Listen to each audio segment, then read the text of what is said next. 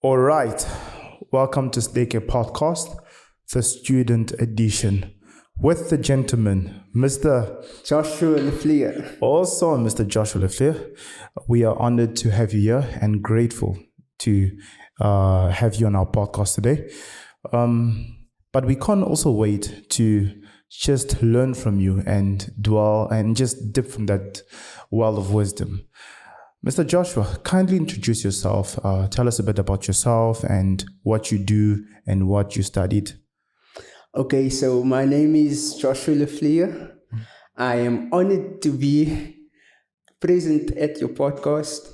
It's a real honor for me sitting here today.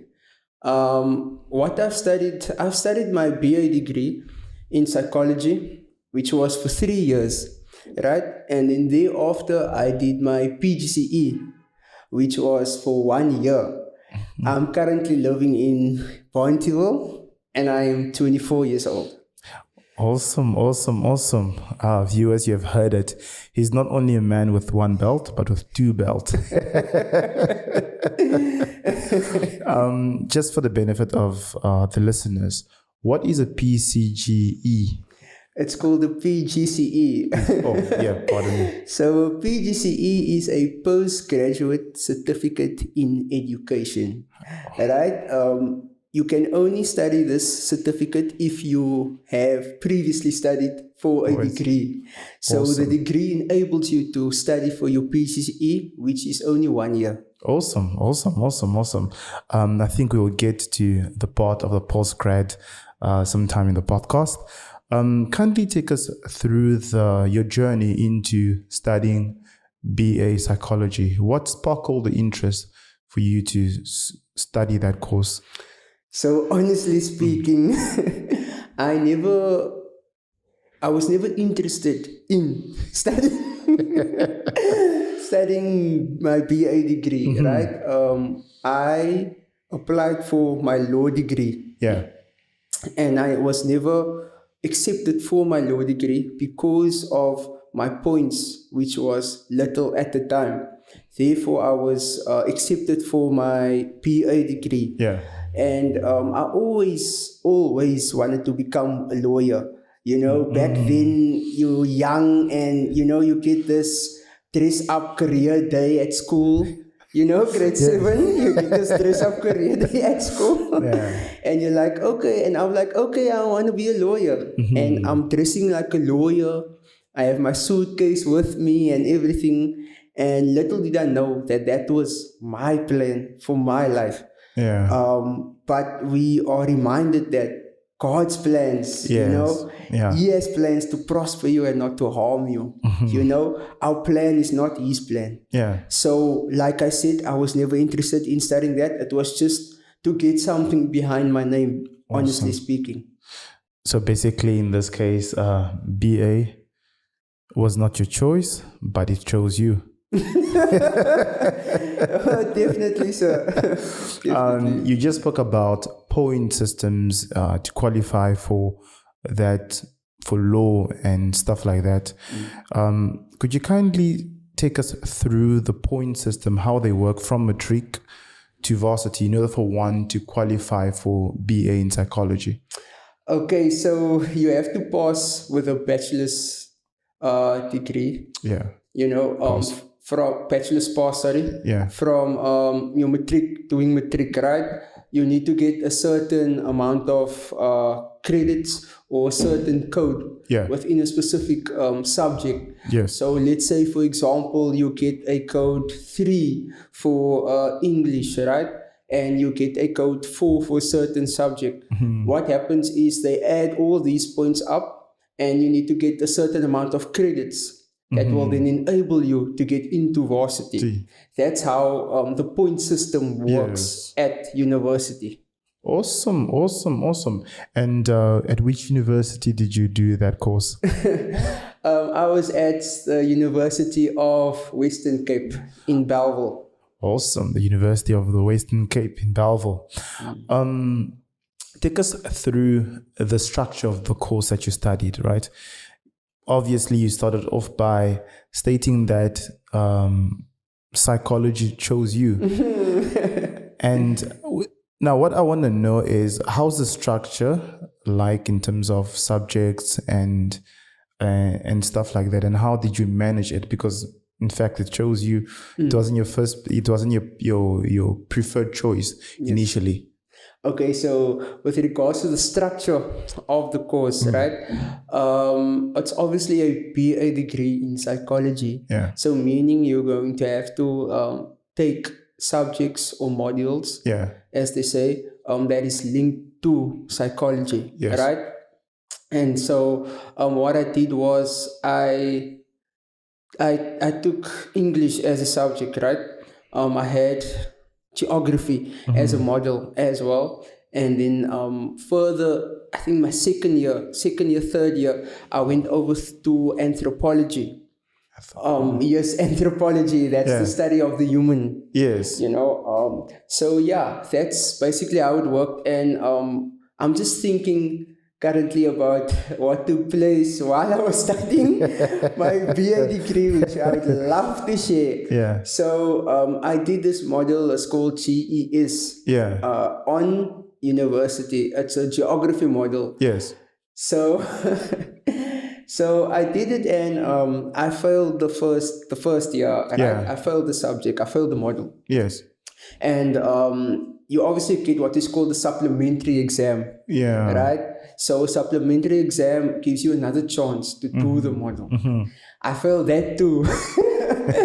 And we went on, and then the second year came, and I needed to drop a certain subject. I was like, okay, I'm dropping English because there's a lot of reading to do. Yes. Right? Short stories, poems that you need to write and do.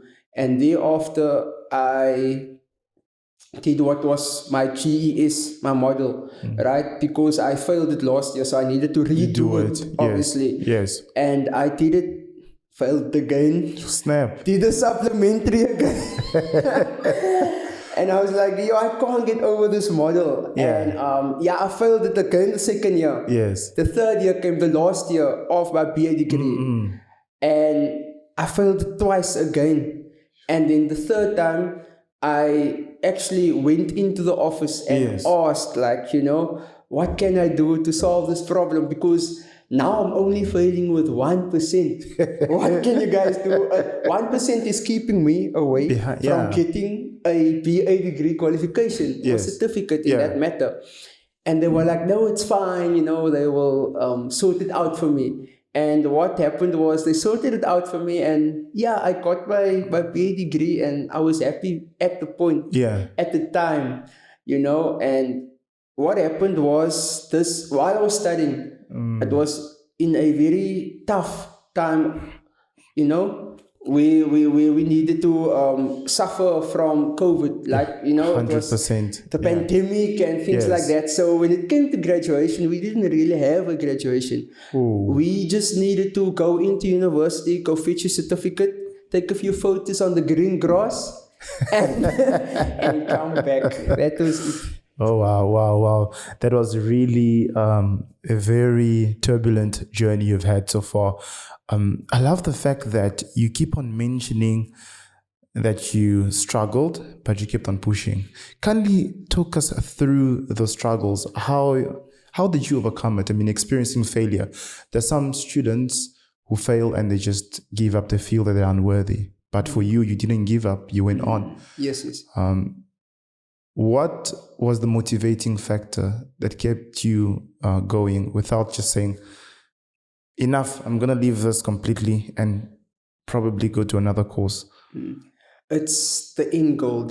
The end goal is very important. The vision, right? You know, the vision in my mind, you know, I knew that, okay, this is not what I would like to do or, you know, become one day, but I knew that this qualification would open more doors of opportunities for me. So it was basically my tenacity that kept me going. You know, my momentum and my support structure as well.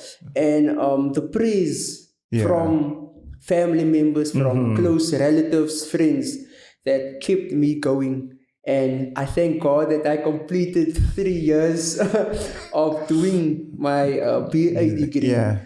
And also when doing your assessments and coming back to the structure Yeah. of the course, when doing your assessments, right, there's a certain amount of plagiarism. It's called the plagiarism index. Yeah. That you can't go over. Yes. You know, your percentage, and and that's what I always aimed for, like, you know, nailing things. And what subject that, or what model that really sparked my interest and that really opened my mind of thinking, my perspectives, Yeah. you know, and not limiting my growth, but expanding, enhancing my growth was the model ethics. It's called ethics. You know, it's about religion and world perspectives and things like that. So that was a subject that really broadened my understanding about the world and growth. And growth. Awesome. Awesome. Your community and your end goal really pushed you in this case. Correct. And let's talk about psychology itself. You say you studied BA psychology, but I've heard people say, I'm studying industrial psychology, I'm studying social psychology, I'm studying criminal psychology. What are the different psychology courses that are being offered that you are aware of at the University of the Western Cape? Or can you just put a bit of an emphasis on the differences, at least of those that you are well aware of? Okay, so at the University of the Western Cape, the courses, the psychology courses that I am aware of, there is industrial psychology, right? And then you get what is called BA, your BA in psychology, right? It's not too different from one another. Okay. You understand? Okay. So what you will learn in your BA degree in psychology is also what you will learn in industrial psychology, right? It all comes together. It's industrial psychology is a specific part of psychology, right? Just as you get clinical psychology, you know, so it's a part of psychology. But you're also going to learn that in your BA degree. Awesome. So the BA degree sort of they intertwine either way, right? Yes, correct. Sir. Okay. You've mentioned a subject that caught you by the neck. What are the other subjects that you reckon that a newbie should watch out for, or for anybody who plans to study psychology should just be mindful of? I would say psychology in general. I'm not even going to lie. It's really a mindful, like, you know, it takes up much of your time. Yes. I'm not going to lie. And you know, you need to prepare for tests, online tests, and tests in general. Yes. As well, like physically going into the university and, you know, doing tests. And the book that you're going to need, it's, if you're doing your first year, it's a very thick book. And you need to make notes of these things. You need to take part. You need to engage in lessons as well. So if you want to go study psychology, by all means, but it's going to work on your brain. Excuse the pun. Okay, awesome. You are an educator currently. Now let's speak about the transition from psychology into education, which you did in your postgrad. When did you realize that, okay, I need to go into education? At what point in your of your studies, or at what point during the course of your studies did you decide that, okay, let me leap from this course to the other? Okay, so after completing my BA degree, right, I said, okay, I am now done studying for a few years. And I gained a few working experience. I did what was called a teacher assistant program. At Cedar Primary School in my local area. Cedar Primary School in my local area. And I would say that sparked the interest. Yes. There is where I saw how children can love you unconditionally. And just every morning I would come to school and there would be children running to you, hugging you. Yeah. So where you, how are you doing? That caught my attention. And then I was like, okay, let's see where this is going. And I did assessments. I prepared what is called SNAs. SNA is basically a document for a child that needs to go to a school of skills. Yes. Right? So I prepared these things, and there I could see what our kids are struggling with as well. Problems that they're struggling at home. Yeah. Diseases that they were struggling with, all of these type of things. And I typed it out, and I'm like, what can I do to help this child? What can I do to change this child's life, or a child in general's life? And thereafter I was like, okay, the community, we're looking at the community. Our children comes from a lot of different backgrounds, different surroundings, different problems at home. And as an educator, you need to deal with 35 to 37 different personalities every single day. So you can understand the amount of stress that I'm under. Deep. Yes. You need to deal with so much personalities. And what I always tell my learners every morning is that if there is anyone here that is struggling with something, any situation that you're coming from at home, anything, I'm free to talk, because I am not just here to teach you about life, about subjects per se. I'm here to teach you about how to grow from situations. Yes. How to strive for your goals, how to come out of things. So that is basically what sparked the interest. And I always say that teaching is a calling. You are called to teach because there's a certain lack in that system or a certain lack in that community. So God calls you to serve. Yeah. God calls you to nurture. He calls you to grow in that specific field of study. Awesome. I love that. It's more like you truly found your purpose within this, during the course of your studies. I'm trying to think of how to say this. I've interviewed people in the past who are also postgrad, and like you graduated last year, right? Finished and are working. They tend to say some comments you hear are like, "Oh, okay, what I studied and what I'm seeing in industry is not the same." It feels as if it's like a form of betrayal. Correct. Kindly take us through that. How would you compare what you've studied and what you've experienced on the field? Could you say that the university prepared you enough for working in the industry? Okay, so honestly speaking, I would say it did not prepare me at all for what I'm currently doing. What is taught at university and what is taught or what you are experiencing daily at your workplace is two totally different things. Yes. Right? What I mean by that is that university, they basically just prepare you on how to prepare for a lesson, right? Lesson plans. This is what needs to be in your lesson plan, and that's about it, right? And basic certain classroom management skills that they teach you. But what you experience in reality is totally different from what you have learned. What I mean by that is the discipline that comes with it. The structure of the school, what is your roles as an educator? What is the do's and don'ts? What is your rights? Because I feel like teachers' rights has been taken completely away from them. When the corporal punishment rule was was taken away. Teachers' rights was basically like, a robber coming and stealing it from them.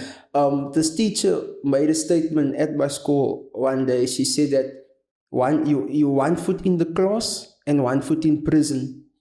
And that's a very, very bold statement to make. Yeah. So yes, that's basically what it is, where I'm at currently. So you've learned quite a lot on the field compared to really what you've received in varsity. It's quite an interesting thing because I've heard many teachers complain about the unruly students, learners, right? And how it has just become uncontrollably. Yes. Which was going to be my next question, actually, but you've touched on that. Now, please take us through maybe a project that you have run successfully as an educator since you've started at the school. Are there things that you're doing apart from just teaching at school? Because you say that you've touched children and you feel that children, you can actually sense the love. Is there a particular project that you're embarking in currently that is not just related to just teaching English or teaching a particular subject? I wouldn't say currently, but while studying though, what we did was, we as educators from the university, we came together and we were then selected to go to certain schools, local schools in our areas. And in the sense of giving back to these schools, right? And what we did was, we went to plant vegetables, we went to plant seedlings at these schools. We went to paint the school's kitchen, revamp. And what we gained from this experience was that it added to our e-portfolio marks, our teacher e-portfolio marks.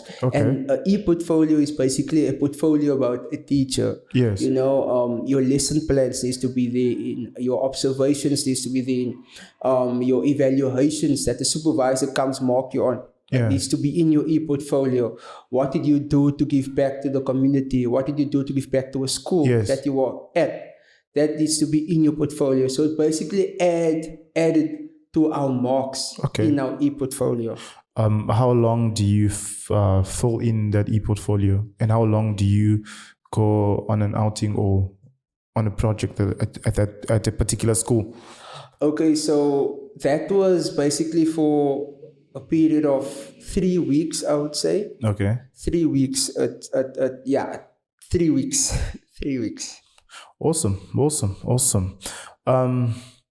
Now, what would you consider to be the biggest life lesson that you've learned both in your undergrad and your postgrad, and also working as an educator? I would say never give up. Ever give up. We are caught in many different situations at home. We are looking at our communities as well.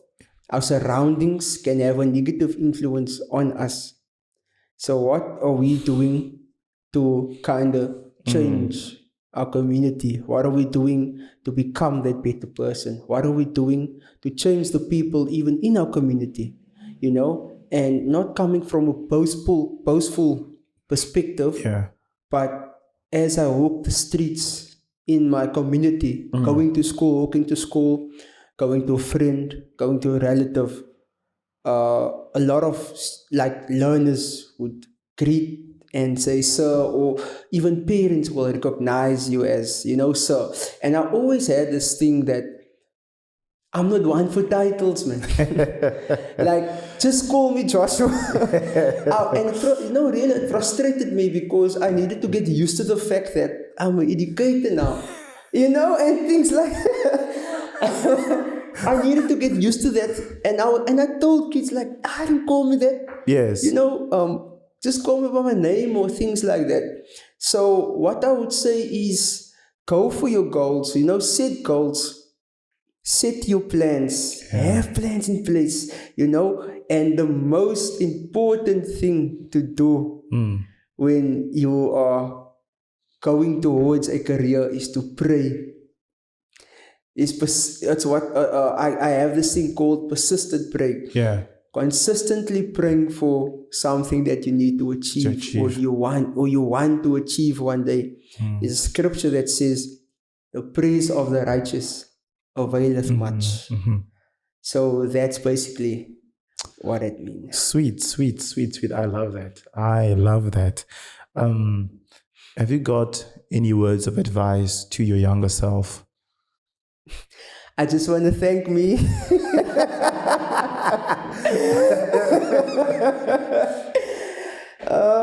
Yeah, honestly speaking, if I think back and how far I've grown now into the person that I am now, I could just say that it was the hand of God that carried me through every single part of my life. If I think back on a crucial area or specific part in my life where I thought that I was going to die, you know, and I was laying in hospital, and this nurse, she was singing a song. It's called "In the Shadow of Your Wings." I know I'm safe. In the shadow of your wings, I find peace of mind in the shadow of your wings. And what I did was I immediately went to my phone and I constantly listened to the song. Yeah.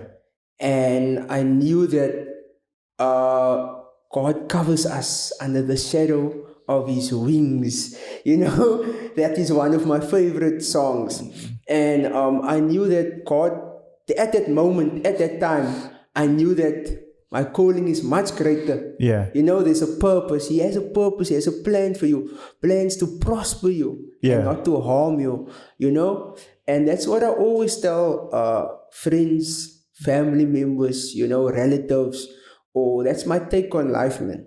Okay. God has plans for you, man. Plans to prosper you. You know, not to harm you, but to give you hope in the future. 100%. I love that.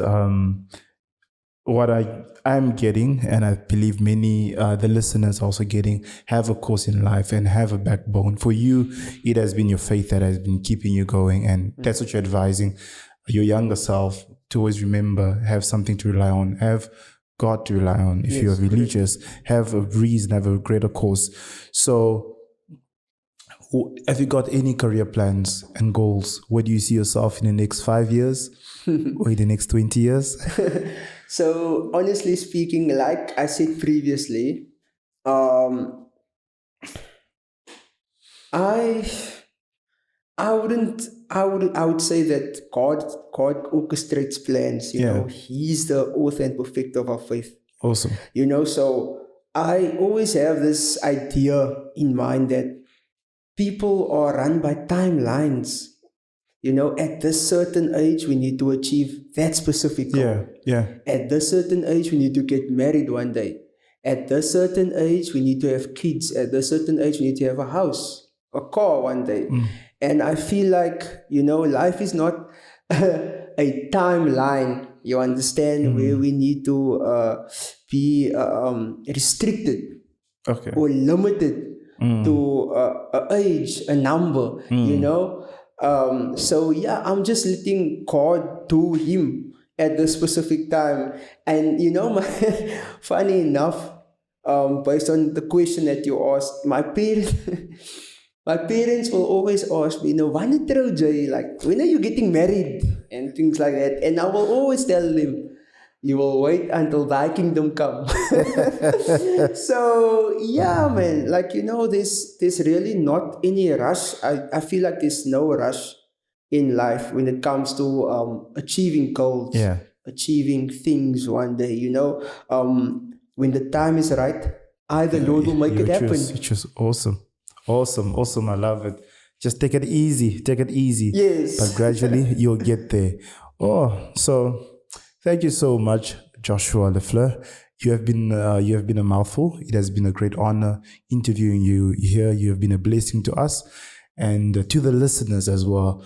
We've really enjoyed listening to you and just dipping from the well of wisdom, and you poured out to us. And yet, like a podcast, we are always encouraged, and we love it when we hear stories about people who have fallen and then pick themselves up. And it is a very good, it's not a fairy tale, but correct. it's a story that inspires a lot of people. So we want to wish you nothing but the best in your future endeavors. And thank you so much, sir. Thank you, sir. Awesome. Thank you so much for listening to this episode. I appreciate you taking time and tuning in and be part of our community. We get to share ideas, stories, and perspectives through this podcast. I hope you enjoyed it and found something valuable in it. Don't forget to subscribe and share with your family and friends. I look forward to connecting with you in the next episode. Until then, take care. This is Stega Podcast signing out. See you next time.